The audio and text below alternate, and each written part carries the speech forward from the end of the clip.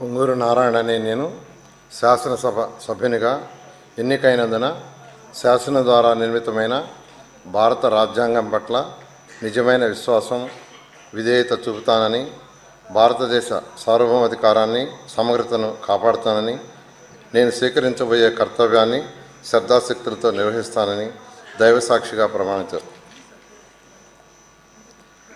ఆంధ్రప్రదేశ్ శాసనసభ్యుడినైన పొంగూరు నారాయణ అనే నేను సభా నియమాలకు కట్టుబడి ఉంటానని, వాటిని అనుసరిస్తానని, సభా మర్యాదలను పాటిస్తానని, సాంప్రదాయాన్ని గౌరవిస్తానని దైవసాక్షిగా ప్రమాణం చేస్తున్నాను.